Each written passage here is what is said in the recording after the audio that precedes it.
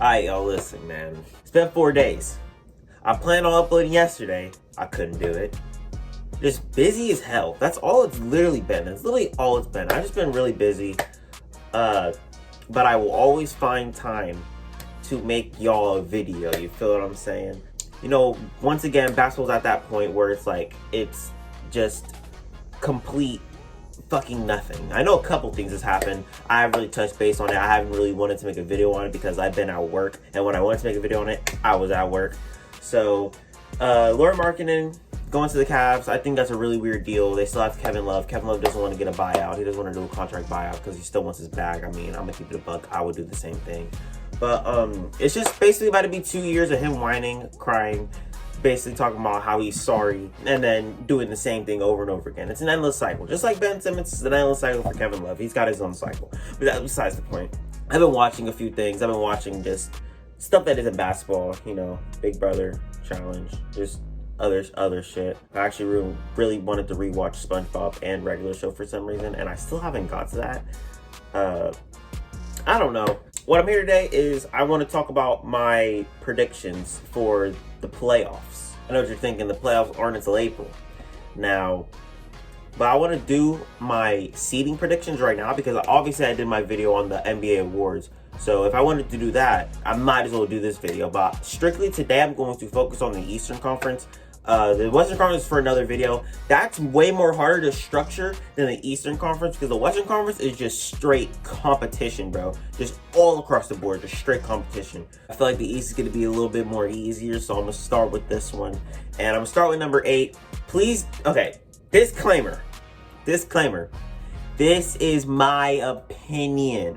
This is how I feel like the NBA season is going to go. And there's a lot more that I was thinking of when I was making this list because you got to think of teams that can overachieve. You got to think of teams that can underachieve. You got to think about a plethora of things when you make these type of predictions because obviously nobody wants to be wrong with their predictions. I mean, come on, who doesn't want to be wrong with their predictions? But at the end of the day, I just want good basketball. By no means do I think that these lower seeded teams are bad teams in any way. Just remember that when you hear your team or you hear your team's name get called at like a lower seed, like the New York Knicks at number 8. Oh, brother, this guy stinks! That is a really hot and bold take, but I'm here to defend myself. If y'all want to crucify me in the comments, go ahead and do so. I just don't see them doing the same that they did last year, this year. There's way better teams in the NBA. They did add Kemba and they did add Evan Fournier. I do believe those are 2 good additions, but it all comes down to if Kemba Walker's knee is going to be okay, if he can stay healthy. You feel what I'm saying? But I feel like Derrick Rose off the bench is perfect for him.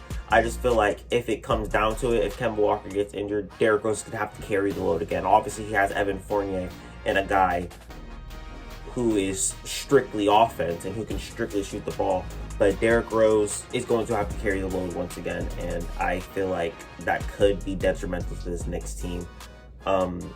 Obviously, in the playoffs last year, they definitely showed that they needed star power and they needed an offensive guy, and they went out to go get that. So, I mean, I can't be mad at that. I really can't be mad at that. I just think that there's so much more competition that it's just going to make them be an 8th seed. I mean, I'm not saying that their team is going to be a bad team. I'm just saying that it might not be looking too good for the Knicks this season. That's just how I see it. Okay, number 7. I always give this team shit. I always give this team just straight up nothing but negativity. But I don't know why it happens to me, man. I don't know why it happens to me. It just falls in my lap. The Philadelphia 76ers. Man, I swear to God, all I do is talk about this team in a negative way. But that's all their team is right now. They just got bounced by the Atlanta Hawks in the 2nd round. Ben Simmons, I bring him up every single time, but he's the reason why I have them this low. Their chemistry is shot. Man's not answering their phone calls. Dude has a phone for no reason. Dude has a phone and is not even answering it. Pick up your phone, bro. Your center's calling you. Your boss is calling you. Your coach is calling you. Your teammates are calling you. Pick up your damn phone, Ben Simmons. But anyway, let me not, because every single time I talk about this, I get hot, bro. Every time I talk about Ben Simmons, I get hot. But let me not talk about that. I want to talk about their chemistry for a second. their chemistry will get shot because of this off-court bullshit that they got going on right now in Philadelphia. And I feel like their team definitely lost one of their biggest pieces in Dwight Howard. That sounds weird because I'm talking about Dwight Howard. He was amazing for them off that bench, bro. He was amazing for them off that bench. Grabbing boards, playing defense, a little bit of offense. He just mixed it all together. Then you got Dwight Howard, just a perfect backup center. And the Lakers got that now. The Lakers want that back. That's how good he was. They let go of him. They didn't offer him that contract. Philly jumped right on that, and they were an amazing team this year. But they still got dropped off by the Hawks in the second round. Don't count an ice trade. But that's besides the point. Let me chill. I generally do believe that this team hurt themselves by picking up Andre Drummond. I'm just thinking about it. That pick and roll with Ben Simmons and Andre Drummond is about to be the weirdest thing ever. I feel like this is a year that Andre Drummond's going to have to show that he can still play at that top 10 center level. Because after this year, and if he doesn't show it, then it might as well just be over for Andre Drummond, bro. His career could be going downhill. I mean, we've seen players that fall down just to climb back up. You know, Derrick Rose, Dwight Howard, for instance, Rondo. There's so many players that show that they can still play at that level, and I feel like Andre Drummond can do that. He just has to put in the work. He has to improve his game and where his flaws are at, you know what I'm saying? But that's another player on your team who has to develop their game, just like Ben Simmons is, and it's just not going to work out for Joel Embiid. It's not going to work out for Doc Rivers. It's not going to work out for Daryl Morey, and I genuinely do see Ben Simmons getting shipped out. I do see Andre Drummond probably getting shipped out of there because it's not going to work. I just don't think it's going to work. I wouldn't really be shocked if they underachieved, because in 2019 they underachieved, or not 2019, 2020 they underachieved, and I was telling people in my circle that was going to happen, and it most certainly did happen. That is the season that people had the 76ers going to the championship against the Lakers. I will never forget that. If I can find anything, I'm probably not going to, but if I can find anything that says that the 76ers are going to go to the NBA championship against the Lakers, I will put that shit up. Because people were genuinely saying that shit. I don't believe that in 1 second. I'm still rambling on about the 76ers, but I need to get into number 6, and I feel like number 6 is definitely going to be the Chicago Bulls. I mean, Chicago Bulls fans, don't be mad at this placement, because this is definitely a step in the right direction of where y'all will want to be in the next few years, man. Y'all got a good team on your hands. I just think there's better NBA teams. I think that there's 5 more teams in the East that could be better than you guys. You know what I'm saying? You guys just gained Lonzo. You guys gained DeMar DeRozan. I think those are the 2 guys that you guys set out to get, and y'all got them.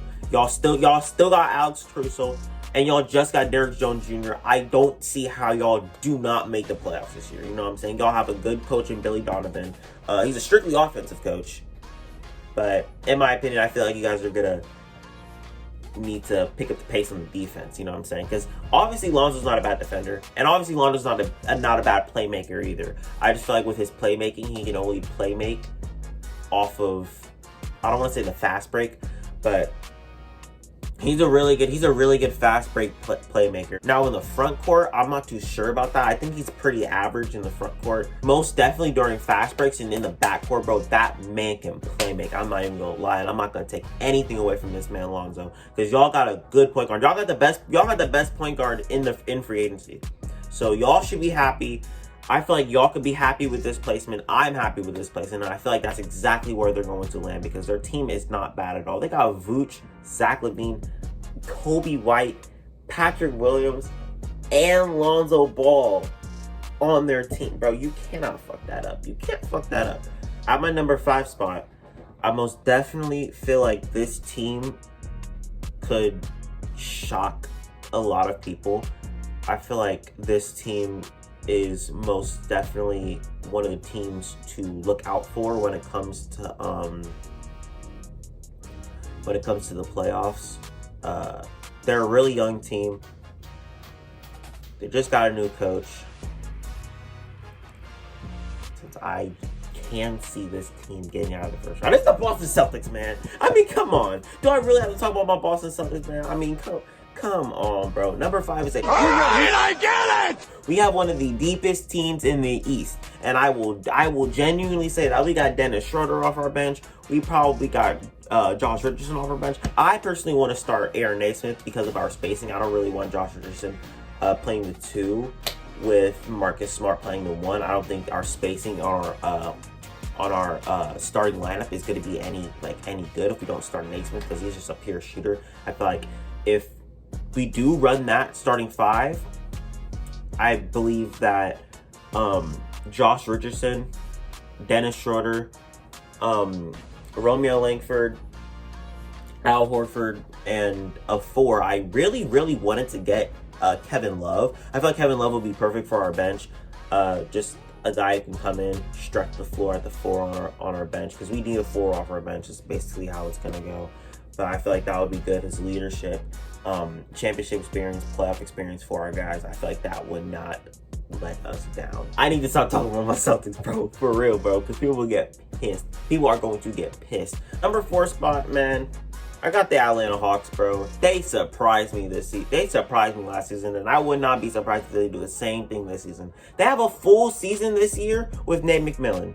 I would not be surprised if they hit 50 wins this season. I will genuinely not be surprised at all. Trae Young is going to take a leap. John Collins just got the back. He's going to take a leap.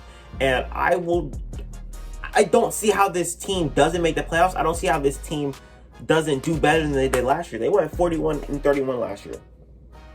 I can see them winning 45 to 50 games this year. I mean, I'm just saying. People want to count the Hawks out. They counted the Hawks out in the first round. I even counted the Hawks out. I said the Knicks were gonna win in 7. That's just me. I said the Knicks were gonna win in 7. It didn't turn out that way. Trae Young, man, just went stupid in New York, bro. That man is wanted in New York right now. If that man even steps foot at the borderline, man, that dude gets arrested. It's over. Trae Young, you're wanted. You're wanted like Luffy or type shit, bro. People were saying that they weren't going to get through Philly in the second round. I personally said they were going to get through Philly in the second round, because if they went through them boys in New York, I was like, oh yeah, they're getting through Philly, bro. Ben Simmons, Hack-a-Ben worked perfectly as it intended to. Nate McMillan, man, he knows how to coach. He knows how to coach a team, bro. And it showed in the playoffs. They're going to shock a lot of people. Their team is still young. Their team is going to go up, man. And it's only up from here. Eastern Conference Championship? In your first playoffs, Trae Young? In your first playoffs, Sean Collins? In your first playoffs, Cam Reddish? In your first playoffs? I mean, I'm just saying, man. Now, at the number 3 spot, I was kind of going back and forth with 3 teams. Obviously, y'all kind of know what the 3 teams are at this point. But I've been going back and forth with these teams. And at the number 3 spot, I do have the Miami Heat. The Miami Heat just got Kyle Lowry. They just got PJ Tucker. They just got Markieff Morris. And man, this team, will I say it again? Yes, I will. They are a jailhouse lockdown. Wait, was it? I said a lockdown jailhouse, baby. This team is extremely good. I will have so much fun watching this team this season, bro. Oh my god, bro. The chemistry is going to be there. They have a bunch of glue guys. They have their buckets off the bench in Tyler Hero and Markieff Morris. They got their defensive PJ Tucker and Jimmy Butler. They don't need anything else. They have their team. And it just all depends on if the team is going to work. And if this team works, this team is going to be almost perfection, bro. I can most definitely see this team winning 50 games this year. I by no means want to see this team fail, because this is a genuine good basketball team, bro. You got Kyle Lowry at the 1, Duncan Robinson at the 2, Jimmy Butler at the 3, PJ Tucker at the 4, and then you got Bam Adebayo at the 5. They got these guys who can play defense. They got these guys who can play offense, and they just have a whole mixture of what you would want in a basketball team. Number 2 and number 1, y'all can probably already see where this is gonna go. I got the Nets at number 2, only because I feel like their team isn't going to be able to stay healthy during the regular season, but I generally do think that they are going to be able to stay healthy in the playoffs, and they are my pick to go to the NBA Finals, but that is for another video. I just need to say 3 names: Kevin Durant, James Harden, Kyrie Irving. That's all I need. That's all I need to do is talk about them. They just gave the qualifying offer to Bruce Brown. That was their X factor going into the playoffs, man. They got Nicholas Claxton. They still got Blake Griffin. This team is not going to be bad at all. This team is not going to be good. This team is not going to be great. This team is going to be excellent. This is a super team, and I just don't see them getting that first seed, solely because I don't think that all their guys are going to be healthy enough to be the first seed. I think it's going to be like 1 to 2 games. I think it's going to be like a half game to 2 games. I think that's what the margin's going to be between them and the first seed, aka the Milwaukee Bucks, man. They're the team to beat in the East. They just showed it this year. They are the team to beat in the East, and they are the team to beat in the NBA because they are your NBA champions, man. It don't get any better than winning the championship, man. They're trying to run it back. That's what their goal is now. They're about to run it back. Giannis has not lost sight, and Giannis is now addicted, just like Chris Paul is, to the NBA Finals. And this man wants to go back to back. He even said it 5 minutes after he won the championship.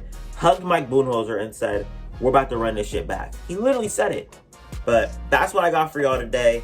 I'm going to do my West predictions. I don't know when that's going to come out, but I most definitely know that y'all are about to get a video in the upcoming days. Nick Bray's about to drop tonight. He said 6:30. He do this shit all the time, but I'm about to watch some Nick Briz tonight. I'm about to react to some Nick Briz tonight. I'm about to film 2 videos in one day.